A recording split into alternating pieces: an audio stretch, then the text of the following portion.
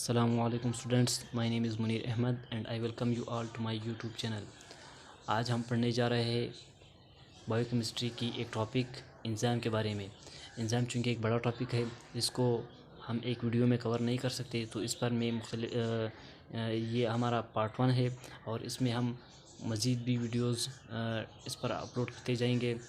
तो आप लोग हमारी वीडियोज़ देखते रहें ताकि एंजाइम के बारे में डिटेल से पढ़ सकें, समझ सकें। डिफिनेशन आप सबसे पहले हम पढ़ेंगे बेसिक कंसेप्ट्स ऑफ एंजाइम। तो बेसिक कंसेप्ट से हमारे पास है definition.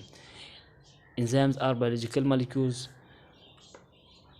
Enzymes are biological catalyst which speed up chemical reaction and are biological molecules typically protein.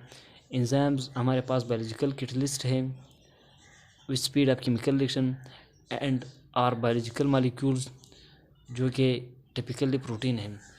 ये दो चीज़ें बायोलॉजिकल कैटलिस्ट और बायोलॉजिकल मॉलिक्यूल अगर आपको समझ में नहीं आया तो आप फ़िक्र ना करें, हम आगे जाके वीडियोस आखिर तक देख लें तो बाद में आपको खुद समझ में आएगा कि ये हमारे पास है क्या। तो ये दो चीज़ें हैं हमारे पास, बायोलॉजिकल कैटलिस्ट और बायोलॉजिकल मॉलिक्यूल। इस पर अभी मैं नहीं समझा रहा, वीडियो के आखिर में आपको खुद समझ में आएगा। तो हमारे पास सबसे पहला है स्ट्रक्चर। एंजाइम का स्ट्रक्चर है क्या। एंजाइम हमारे पास प्रोटीन इन नेचर है, ग्लोबुलर प्रोटीन है। ग्लोबुलर प्रोटीन तो हम सबको पता है कि अमीनो एसिड से मिलकर बने होते हैं, और ग्लोबुलर प्रोटीन इस तरह होते हैं, आपको पता होगा इस तरह ग्लोबुलर प्रोटीन होते हैं। 3 डायमेंशनल, यानी ये स्पेरिकल से 3 डायमेंशनल होते हैं, गोल होते हैं। ये है हमारे पास globular protein. The amino acid sequence specifies the structure of protein which also specifies the catalytic activity of enzyme. Amino acid की जो सीक्वेंस है वो specifies the structure of protein. वो किस तरह, थोड़ा सा मैं डिटेल में पढ़ाने जा रहा हूँ कि जो अमीनो एसिड सीक्वेंस है, एक amino acid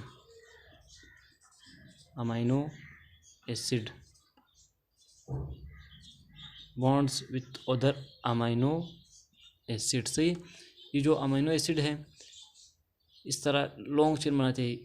amino acid bonds with other amino acid to form protein, to form enzyme. सही, इस तरह ये सिलसिला, यानी ये बहुत ज़्यादा तादाद में होते हैं। तो amino acid sequence specifies structure of protein. अब हमारे पास फ़र्ज़ करिए इस तरह का स्ट्रक्चर है एंजाइम का, सही देख ले, फ़र्ज़ करें। तो यहाँ पर अमीनो एसिड किस तरह स्पेसिफाई करते हैं स्ट्रक्चर ऑफ एंजाइम। फ़र्ज़ करिए ये सब जो मैंने लाइन लगाया है, इनमें ये लाइन जो है सारा का सारा अमीनो एसिड से बना हुआ है, और ये एक प्रोटीन है, सही है। फ़र्ज़ करें तो ये हमारे पास एक नाइट्रोजन है। ये इस तरह टीड़ा क्यों हो गया, अभी मैं ये समझाने वाला हूँ आप लोगों को। ये हाइड्रोजन है और ये नाइट्रोजन, तो इनके दरमियान एक बॉन्ड बनता है जिसे हम कहते हैं, क्या कहते हैं, जिससे हम कहते हैं हाइड्रोजन बॉन्ड बन गया। और एक और बात, यहाँ पर 2-3 तरह के और बॉन्ड भी बनते हैं। यहाँ पे मैं बनाता हूँ, एक और अमीनो एसिड है, ये कोई और अमीनो एसिड है, इन दोनों के दरमियान यहाँ पर सल्फ़र है और यहाँ पर भी सल्फ़र है, तो यहाँ पे डाइसल्फ़ाइड बॉन्ड बनता है। ये है डाइसल्फ़ाइड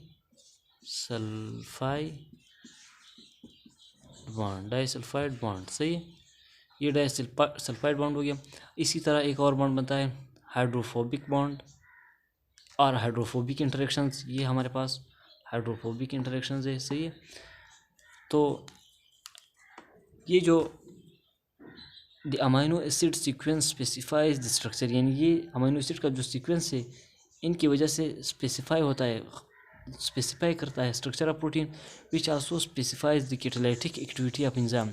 और ये जो हमारे पास है, इस जो बॉन्डिंग बन गई इसकी वजह से एंजाइम की कैटालिटिक एक्टिविटी भी इस पर भी असर होता है, सही है। फ़र्ज़ करिए हमारे पास ये जो एंजाइम है ना इस तरह बन गया यहाँ पे, और यहाँ हमारे पास एक सबस्ट्रेट, तो ये एंजाइम का ये जो साइट है ये एक्टिव साइट है, सही है। तो ये किस वजह से बना, यहाँ पर फर्ज करिए एक बॉन्ड है, ये बॉन्डिंग की वजह से जो अमीनो, यहाँ पर एक अमीनो एसिड और यहाँ पर एक अमीनो एसिड, इन दो अमीनो एसिड की बॉन्डिंग की वजह से या मुख्तलिफ बॉन्डिंग की वजह से ये जो स्ट्रक्चर बन गया हमारे पास एक्टिव साइट। तो ये किस वजह से, अमीनो एसिड की सीक्वेंस की वजह से, सही है। तो the amino acid sequence specifies the structure of protein which also specifies the catalytic activity of enzyme synthesis. Amino acid बनते कहाँ है, amino acids made by living cells, living cell में बनते हैं by the process of translation and transcription. इन दो processes की वजह से जिस तरह प्रोटीन बनता है, एंजाइम भी उसी तरह बनता है। ये जो ट्रांसलेशन और ट्रांसक्रिप्शन है, इसको मैं यहाँ इसलिए नहीं पढ़ा रहा कि ये चूँकि प्रोटीन का जो प्रोटीन सिंथेसिस है इसमें ये इन्वॉल्व है, तो ये मैं प्रोटीन के बनने का जो प्रोसेस है वहाँ पे आपको पढ़ाऊँगा। तो आप लोग यहाँ पे सिर्फ इतना याद रखना कि एंजाइम प्रोटीन इन नेचर है, तो एंजाइम भी उन प्रोसेसेस के नतीजे में बनेगा जिन प्रोसेस के नतीजे में प्रोटीन बनता है, जो कि ट्रांसलेशन और ट्रांसक्रिप्शन है। These two processes are protein synthesis processes. Biological catalyst, enzyme की जो बहुत ही अहम जो प्रॉपर्टी है वो बायोलॉजिकल कैटलिस्ट कि वो कि एंजाइम बायोलॉजिकल कैटलिस्ट है। तो एंजाइम जो है वो speed of chemical reaction in the living system, living system में enzyme speed up chemical reaction करता है, रिएक्शन को स्पीड अप करता है। यहाँ पे मैंने एग्जांपल दिया है हाइड्रोलाइसिस ऑफ प्रोटीन। जिस तरह हाइड्रोलाइसिस ऑफ प्रोटीन होता है, हाइड्रोलाइसिस ऑफ प्रोटीन जो है वो अगर हम लेबॉर्ट्री में परफॉर्म करना चाहे जो प्रोटीन की हाइड्रोलाइसिस है, तो उसके लिए हमें सबसे पहले स्ट्रॉन्ग एसिड चाहिए और फिर 100 डिग्री सेंटीग्रेड पर 100 डिग्री सेंटीग्रेड पर रखना होगा। फिर भी ये रिएक्शन कई दिनों में हो जाएगा। 100 डिग्री सेंटीग्रेड और स्ट्रॉन्ग एसिड की मौजूदगी में हाइड्रोलाइसिस ऑफ प्रोटीन कई दिनों में जो यानी ये रिएक्शन हो जाएगा। लेकिन यही प्रोटीन अगर हम खुराक में ले तो एंजाइम की मौजूदगी में 37 डिग्री सेंटीग्रेड पर ये आसानी से हाइड्रोलाइज हो जाता है। तो this is the advantage of enzyme. तो एंजाइम यहाँ पर बहुत ही अहम साबित हो गए। Fourth property of enzyme is specific in action. Enzyme जो है वो स्पेसिफिक है in action, highly specific in action in reaction that they catalyse and their choice of reactants. यानी इसका जो रिएक्शन है वो भी स्पेसिफिक है और जो रिएक्टेंट जिस पर एंजाइम काम करता है वो भी, यानी सबस्ट्रेट, वो भी स्पेसिफिक है। यानी एंजाइम मखसूस सबस्ट्रेट पर मखसूस रिएक्टेंट्स पर काम करेगा और मखसूस रिएक्शन करेगा। यानी मखसूस सबस्ट्रेट पर काम करना और मखसूस रिएक्शन परफॉर्म करना ये एंजाइम की एक प्रॉपर्टी है, स्पेसिफिक इन एक्शन है। Huge size and small active sites. Enzyme जो है वो एक्टिव साइट्स के मुकाबले में बड़ा है। यानी यहाँ पर मैंने एक एग्जांपल दिया हुआ है, एंजाइम जो है यहाँ पर मैंने प्रोटीन लिखा है। Enzymes have huge sizes and small active sites. ये एक एंजाइम है और इसका एक्टिव साइट उसे कहते हैं जो कि फंक्शनल हो, यानी जो सबस्ट्रेट पर काम करे, जो सबस्ट्रेट को प्रोडक्ट में तब्दील करे। एंजाइम की उस हिस्से को एक्टिव साइट कहते हैं। तो ये हमारे पास ये यहाँ देख ले, ये मैंने समझाया है, ये एक एक्टिव साइट है जो कि सबस्ट्रेट पर काम कर रहा है। तो ये एक्टिव साइट एंजाइम के मुकाबले में छोटा होता है अमूमन, सही है, छोटा। एंजाइम के मुकाबले में एक्टिव साइट छोटा होता है, एंजाइम बड़ा होता है। और सिक्स जो प्रॉपर्टी है एंजाइम की वो सेंसिटिविटी है। Enzymes are highly sensitive to change in, सबसे पहले पीएच, टेम्परेचर एंड इनहिबिटर। इन तीन जो हमारे पास चीज़ प्रॉपर्टीज़ है, पीएच है, टेम्परेचर और इनहिबिटर, इनमें थोड़ी सी चेंज आने से या ज़्यादा चेंज आने से एंजाइम जो है उसकी जो एक्टिविटी है वो बहुत ज़्यादा मुतासर हो जाती है। तो इस पर भी मैं यहाँ बेस नहीं करना, यहाँ मैं नहीं पढ़ाने जा रहा, क्योंकि वीडियो जो है वो हमारे पास टाइम कम है वीडियो की, तो इसको मैं बाद में पढ़ाऊँगा इन तीनों को। The condition upon which enzyme work well the condition upon which enzyme work better, उस कंडीशन को ऑप्टिमम कंडीशन कहते हैं। यानी वो कंडीशन जिस पर इंजाम बेहतरीन तरीके से काम करे उससे हम कहते हैं ऑप्टिमम कंडीशन। इन एक्टिवेशन, इंजाइम की जो इन एक्टिवेशन है वो किस वजह से होता है। हेयर सम इन एक्टिवेटर्स, हमारे पास कुछ इन एक्टिवेटर्स है। सबसे पहले जो है एक्सेसिव हीट, ज़्यादा हीट देने से इंजाइम की जो मैंने समझाया हाइड्रोजन बॉन्डिंग, हाइड्रोफोबिक बॉन्डिंग और डाइसल्फाइड बॉन्डिंग, इस तरह की जो बॉन्डिंग है वो जब हम हीट देते हैं तो वो टूट जाते हैं। तो इसके नतीजे में इंजाइम जो है वो इनएक्टिव हो जाता है या डीनेचर हो जाता है। अल्कोहल की वजह से इनएक्टिव हो जाता है।